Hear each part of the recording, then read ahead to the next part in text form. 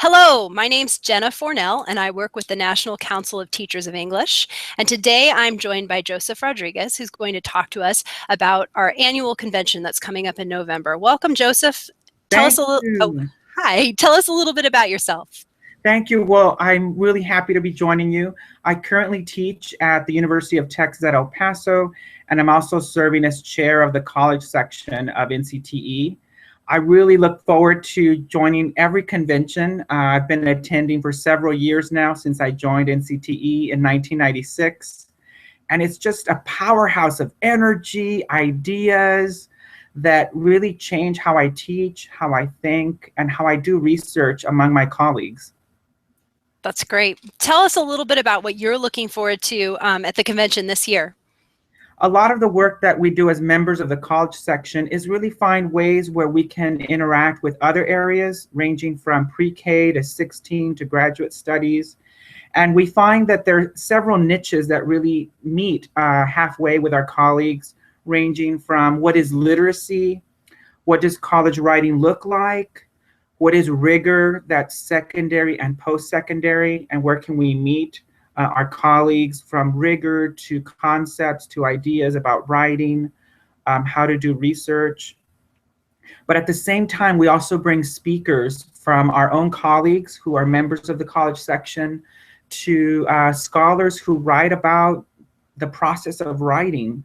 And this includes Professor Linda Adler-Klassner from the University of California, and also a poet who is amazing, who does amazing work.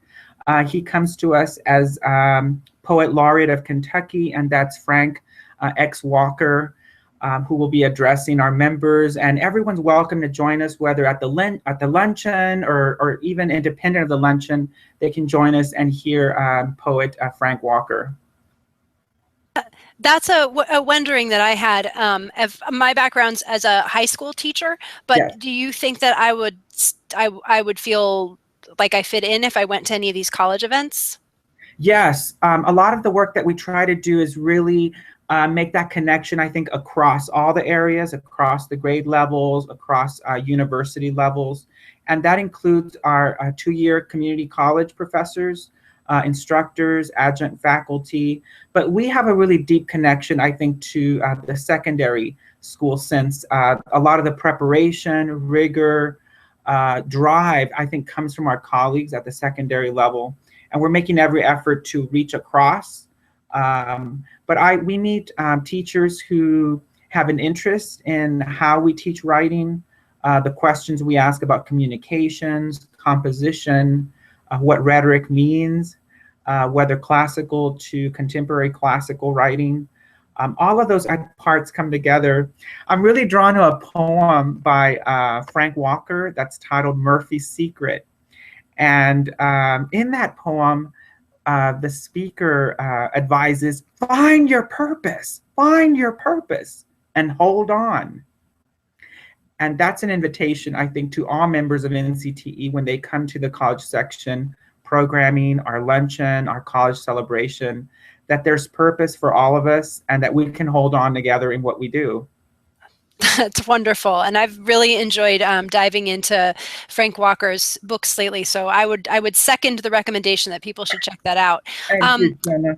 Yeah, I have another wondering though. If I am brand new, I'm coming to the convention for the very first time. It sounds like you've been doing this for a while, so you're gonna have to dig back in your memory. But what recommendations would you give to a brand new person who's never been to the convention before? What recommendations would you give to them about how to shape their experience so that they do find that purpose? Sure. Well, I remember my first convention, and it was in Atlanta, and I believe it was in 2000. And I remember that I looked at the program before I attended, and I tried to find a connection, a theme, a topic that really draws me in. And I really like personal essay writing. And I found a session that was how to develop that personable voice on the page in person. And I attended a workshop that was being hosted by 3 high school teachers, and the respondent was a middle school teacher. And there I introduced myself to the panelists before they began, and I informed them like areas where there were connections of what I was trying to do in my classroom.